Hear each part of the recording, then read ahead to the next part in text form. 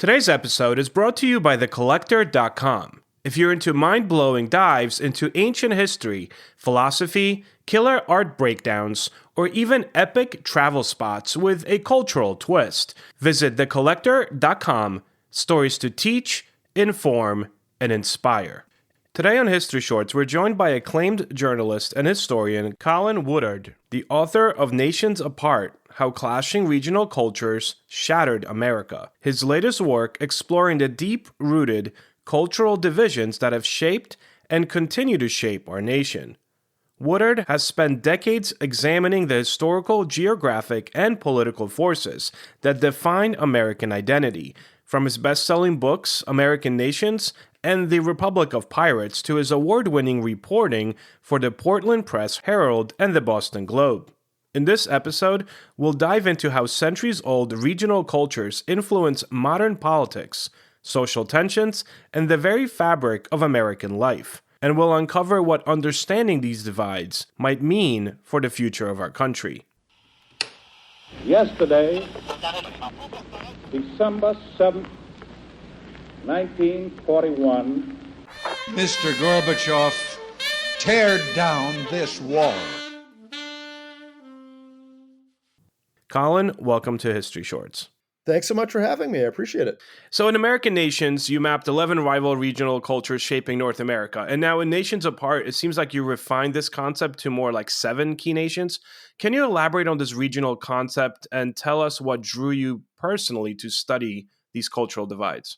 Yeah, I mean, they both use the same framework. It's just Nations Apart is plunging into more detail at the margins and things that weren't important in the first book. So American Nations, which came out in 2011, is essentially a history. It's explaining that you can't understand our country and its history and its constitutional arrangements and current polarization on issues unless you realize that we're not a nation state at all. We're a federation of what can be thought of as stateless nations. In other words, a bunch of countries that are together in a federation. And those countries each tie back to one or another of the rival, European settler colonizer projects that formed on the eastern and southwestern rims of what's now the United States. Because they didn't have anything in common, right?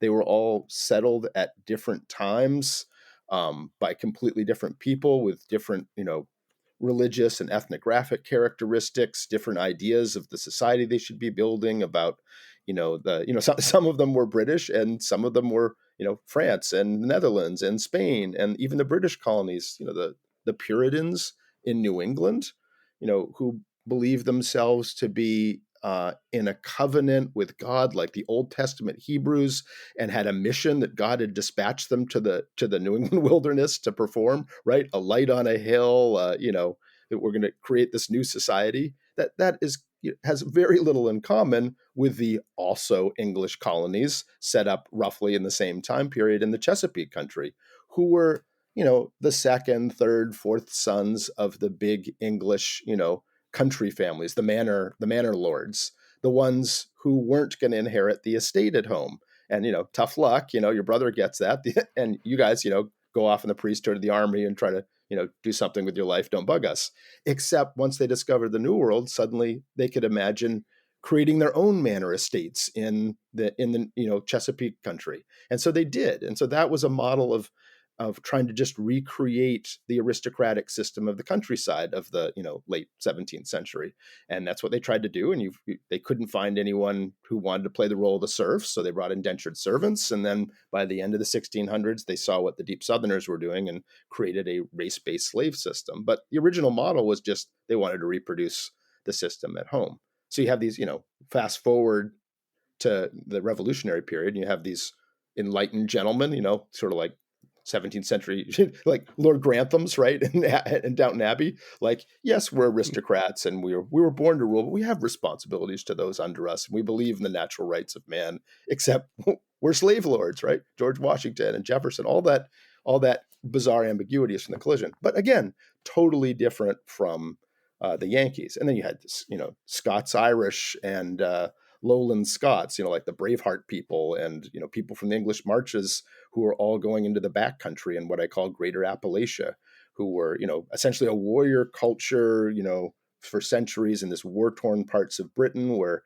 there weren't any institutions you could trust, where you had to protect your kith and kin yourself, where nothing good came of government and armies. They were always out to get you, where you weren't farmers, you were herders and, have livestock. All your wealth is in livestock, which people can kill and steal easily. So, the game plan, as the anthropologists have shown all over the world for pastoral people, for people who are herders, is you have to have a reputation that no one's going to touch your car, right? Like if you touch that car, someone's going to screw you up, right? And so it's an honor culture, and it's about defend your property yourself, be fearsome in that sense, and priding individual liberty and personal autonomy.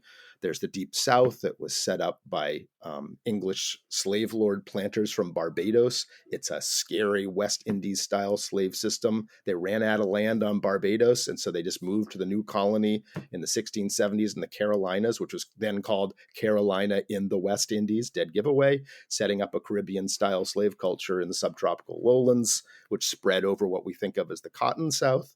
You had the project the Quakers had set up in Delaware Bay and around Philly, the William Penn's experiment, which essentially was, the Quakers believed in an inner light, people are okay.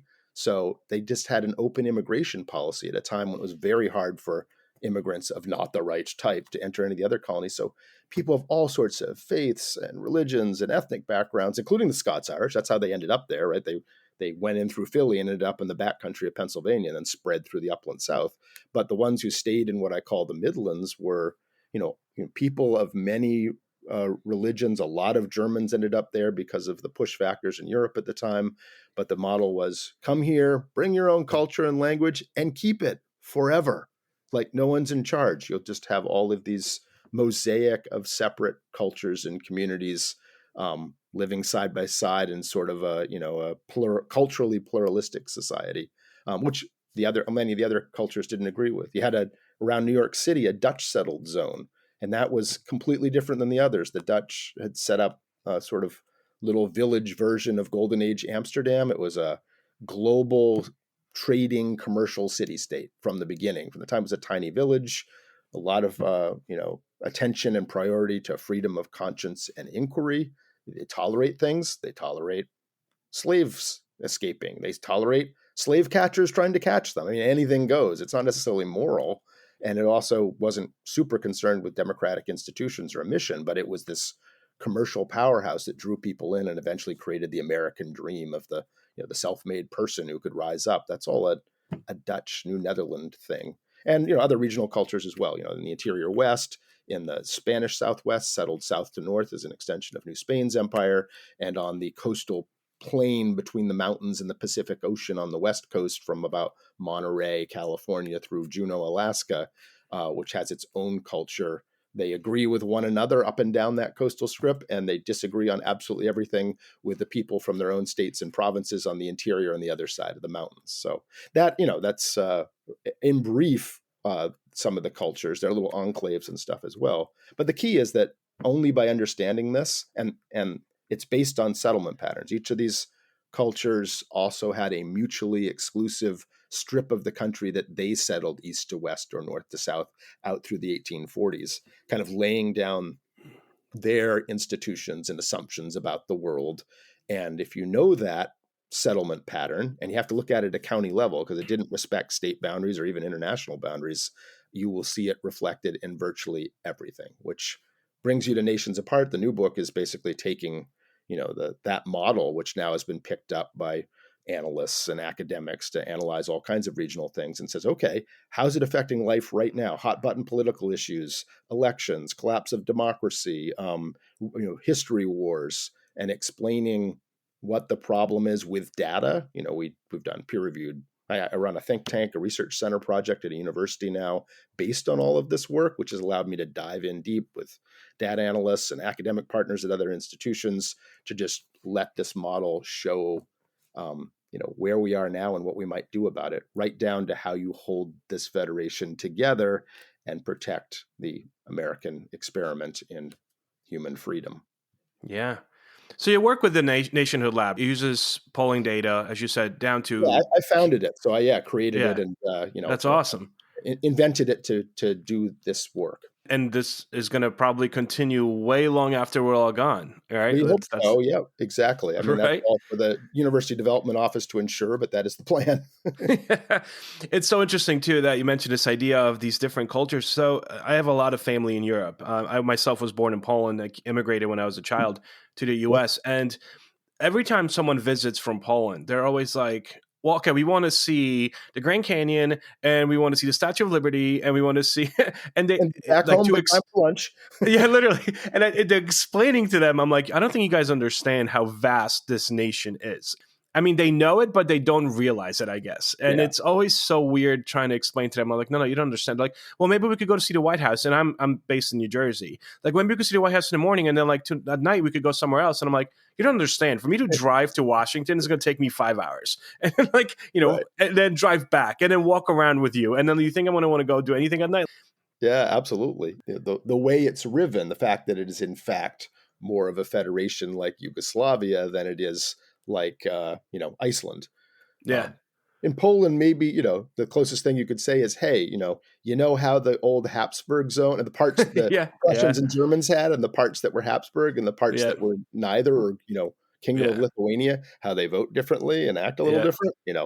That's They do. the hint of what we're talking They about. really do. They do. They actually draw these maps, electoral maps, based on different colors, and how the Poland still votes based on the partitions. Oh yeah, absolutely. From hundreds of years ago. So, I mean, I was a Balkans, Eastern Europe studies guy when I was in university. I graduated from high school in 1987, and so I went. Perestroika and Glasnost and Gorbachev were happening. It seemed like an interesting thing that might be happening. So I specialized in that and wound up my junior year abroad behind the Iron Curtain in Budapest in the fall of 1989. Oh wow! Talk about a time to be there. Yeah. Poland was. There's toilet paper lines and zlotys were. Briefly, this poor student would be rich briefly when using zlotys by a black market money exchange, right? But saw all of that happen, and then I spent essentially my entire 20s in the 1990s as a foreign correspondent based there. So much of the work that I do in North America is informed by having been kind of a scholar, student, and foreign correspondent throughout Eastern Europe and the Balkans in that era when these things are very clear. Right. I was covering, the Yugoslav conflict and the aftermath in Bosnia and, the ideas of identity and history and where our borders should be and where they're not, and the enormous power of culture in shaping what humans do. That's all abundantly clear in Eastern Europe and especially in the Balkans. And when I ended up coming back to North America, sort of full time and traveling around more, and living in other parts of the country, it's like, oh, right. Oh. I just passed between the Spanish settlement zone somewhere in the King Ranch in South Texas. I'd leave Brownsville where I left, and you could see by the time you reach Corpus, you were in the deep South. But where's the transition moment? Or outside DC, drive out Route 50 from DC towards Annapolis, and then turn off the road. At some point, you're going to go from the what I call the Midlands, right? All the towns are German names, and they're good German burgers and an industry and all that, coming up against the legacy plantation, Tidewater, Virginia slave culture part of Maryland, and they touch, right? You could almost argue about where the mailboxes were. And so for about 10 years I was thinking about that and studying it before American Nations. By the time I'd educated myself thoroughly in North American history too. All these divisions exposed ideological rifts. Obviously, you kind of briefly touched upon a couple or mentioned a couple.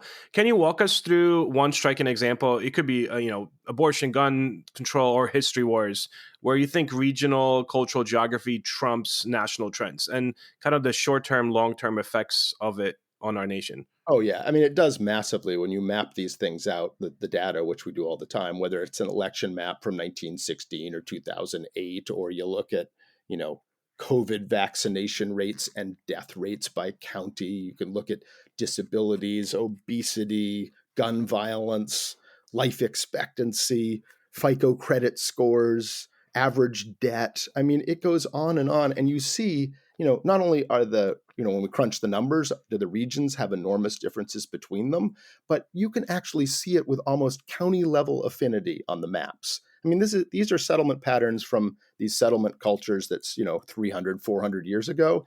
And yet at a county level, you can see the arc of the settlement divide between Greater Appalachia and the Midlands. I mean, over and over again in all these different spheres. So yeah, it has enormous power. Why does it?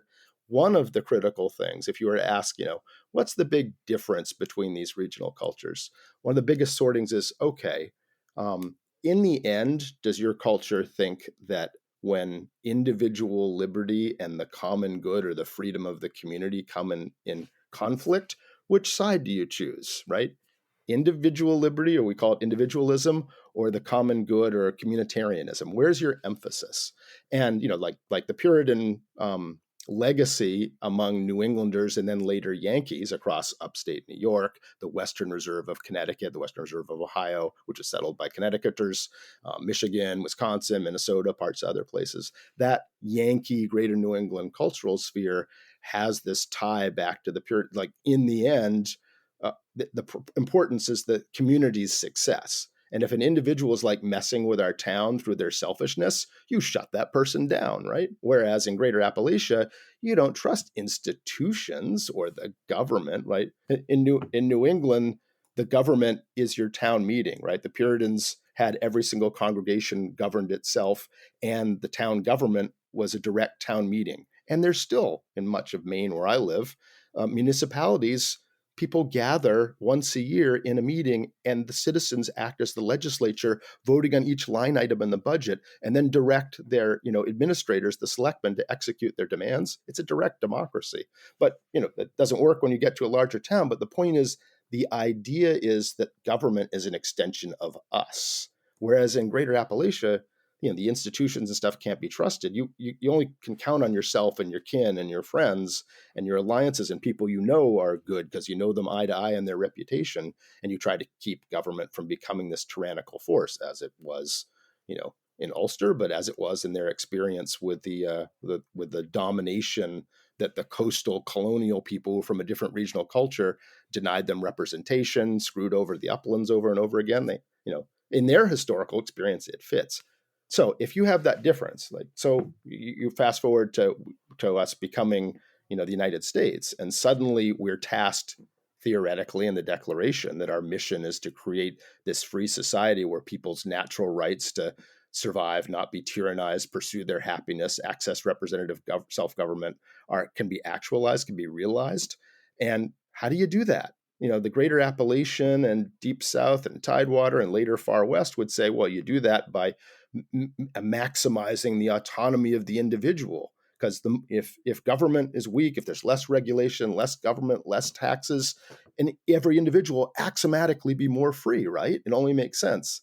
Whereas in the Yankeedom, Greater New England, that Midland space, left coast, New Netherland, it's like, no, the only way humans can be free, it's this incredible gift of 5,000 years of tinkering by civilization that made it possible just in recent centuries that people could even imagine a society of free individuals, that the only way you can do that is by building and maintaining the infrastructure of civilization that makes that possible.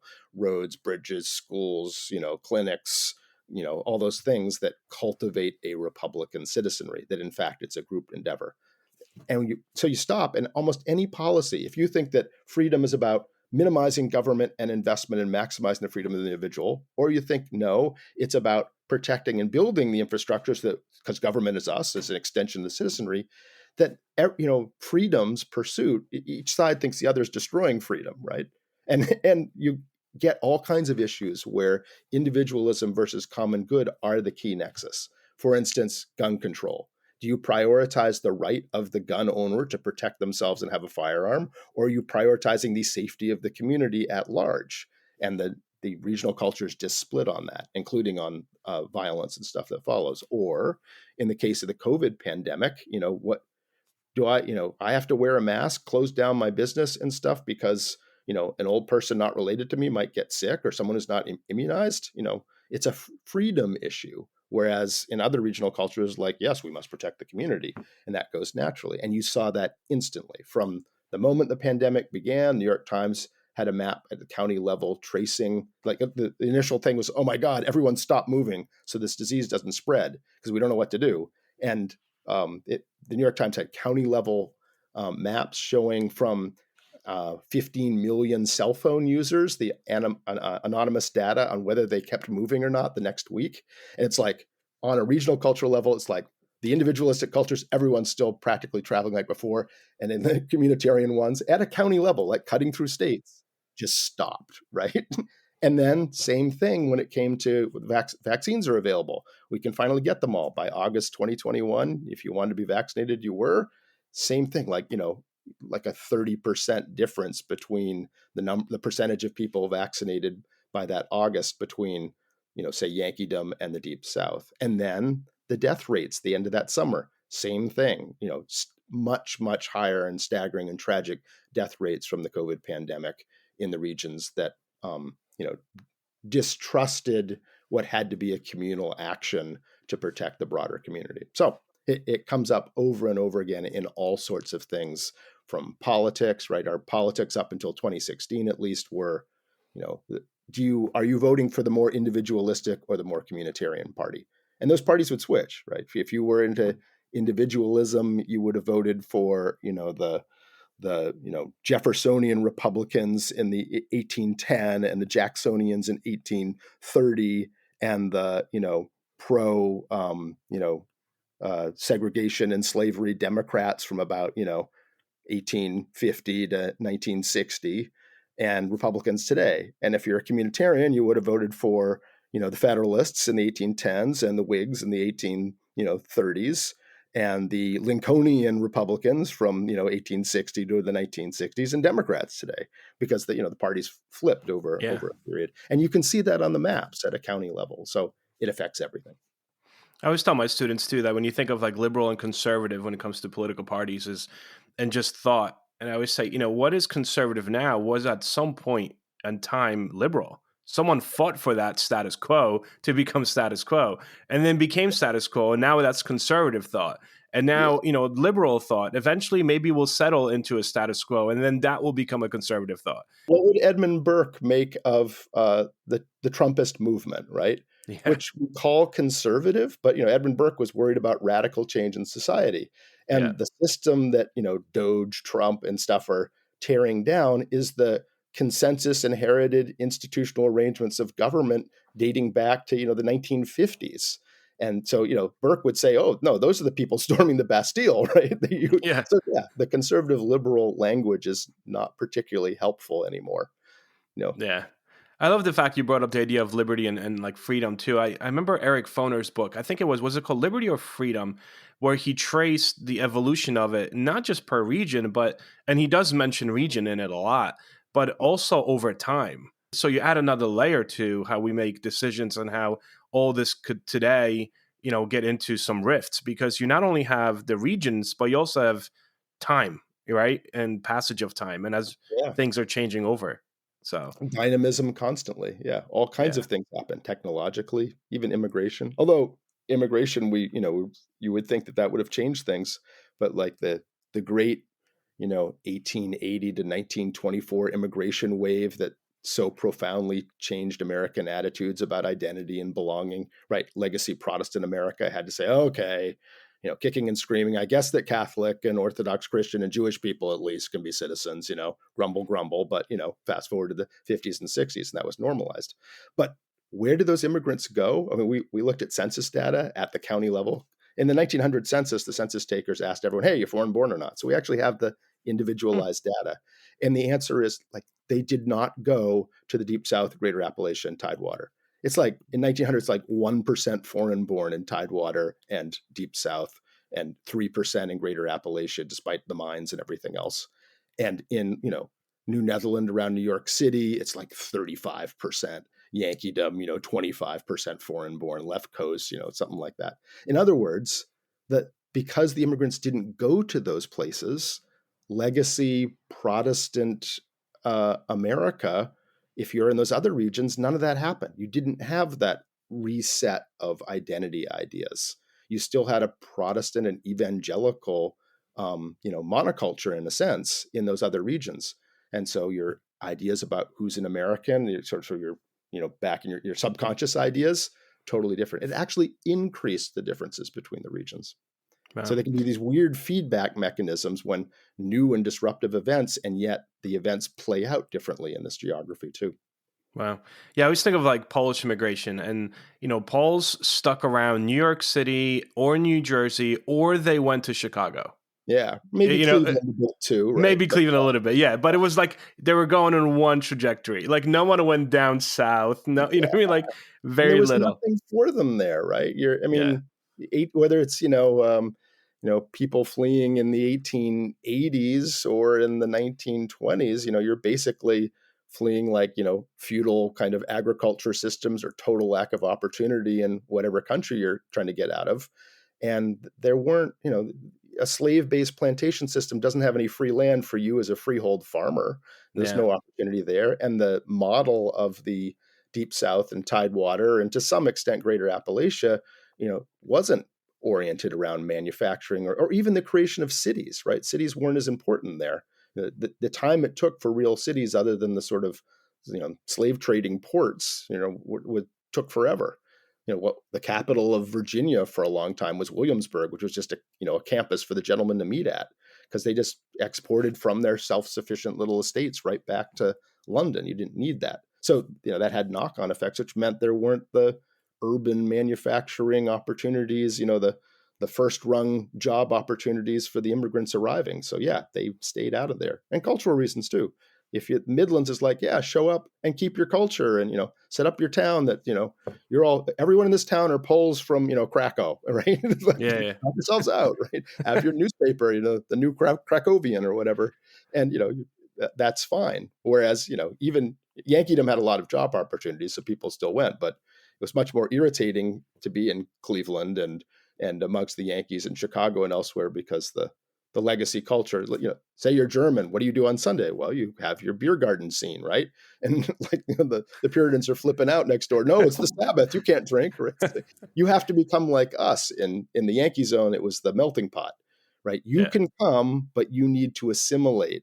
You need to don't go to your parochial Catholic, Polish school or Irish Catholics. You have to go to the public school, which is actually Protestant and is meant to assimilate your children into our ways.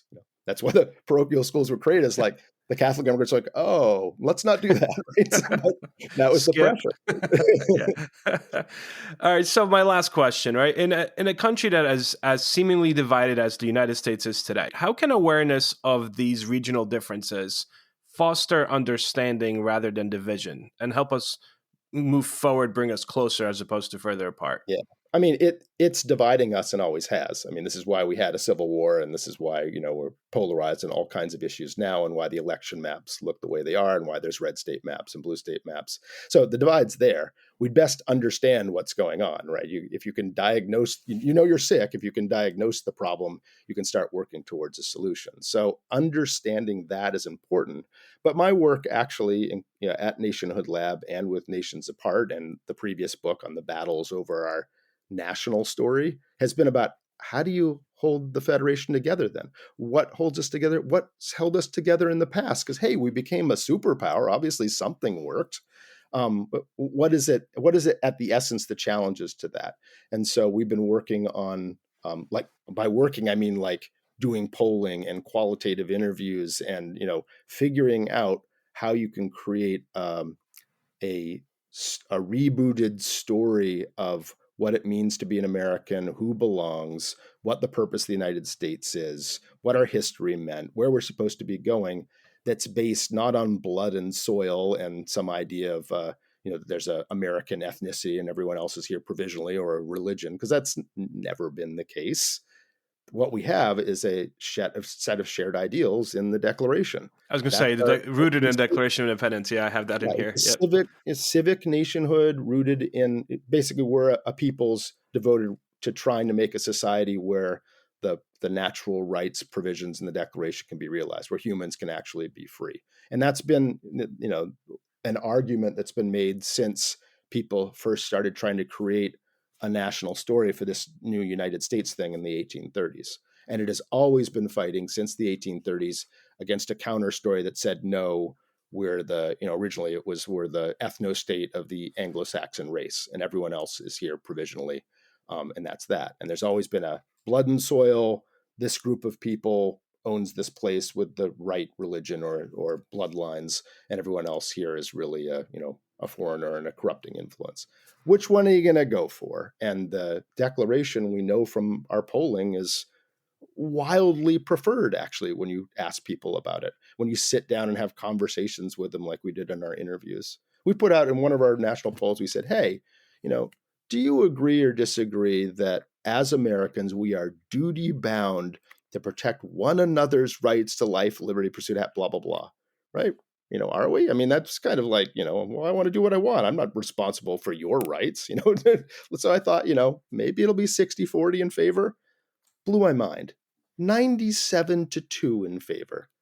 Wow. 97-2. Our pollsters had never seen a question with that kind of unanimity, and any question they'd ever asked. If you ask Americans, and Pew did, is the Earth round or flat? It's 80-10, with 10% undecided. So 97-2 is bonkers. Now, do people stand by that? When you stress test it, not necessarily. But what I'm saying is, this really is deep in our national subconscious and our culture.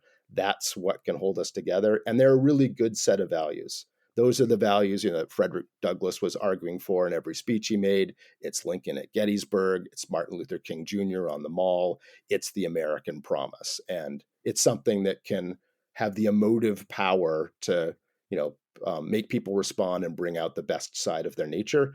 And it's what our country should be based on. But we've kind of lost the ability to talk about it. So that's the big thing that, Nations Apart ends with a whole discussion of that. But it's based not just on historical research and political philosophy. We actually have been ground truthing it and kicking the tires to figure out what's true, and then how do you talk about it most effectively. Great irony that it goes back to the foundational document of this nation. What brought it together in the first place is almost the medicine to hold it together going forward. Absolutely. Because it was, even when the Declaration was put out there, like, initially it was like, oh, nice words, Jefferson, great, we're going to go fight a war. And everyone kind of ignored the Declaration until the 1830s, when, like these different regional cultures got together in a ragtag alliance because their local independence was going to be destroyed by changes in British imperial policy. And lo and behold, they won. They blew up the Death Star. Hey, but that meant that they wound up in something called the United States of America together, and nobody knew what that was. And by the 1830s, it was becoming clear they needed an answer. This thing was going to fall apart, maybe even warring with each other because slavery and other tensions. So yeah, the fight has been going on since then, because the opponents of this ideals in the Declaration were legion and concentrated in those slave-holding regions in the Deep South, who said, no, not only we the ethno-states, the Anglo-Saxon race, but it has always been thus, right? We are classical republics like ancient Greece and Rome, where a tiny minority at the top of the pyramid has the liberty or privilege to practice democracy, and subjugation and slavery are the natural lot of the many. And at that time, 2,000 years of history and political philosophy were on their side, right? This whole idea of human natural inborn right to freedom given by the universe or God was the weird controversial idea. So we have been in a battle. That's the eternal struggle in the country, is between those two forces, and I would argue remains so today. Colin, where can my listeners go to learn more about your work and your books, and overall, what are you up to? Yeah, you can track all of this stuff I've been talking about at nationhoodlab.org, which is the University Research Center Project's website. Tons of maps, goes into all kinds of depth, stuff that has happened in the past year since I finished the manuscript in the book, and we continue to put out all the time. And colinwoodard.com leads you to anything else. I'm also bizarrely an expert on the Golden Age pirates, Blackbeard and his gang, and I do some other things that aren't, I've done 7 books, and 4 of them are linked to this project we've been talking about, but the rest of it you can find there. Colin, thank you so much for taking the time. This was a great conversation. Thanks so much for having me.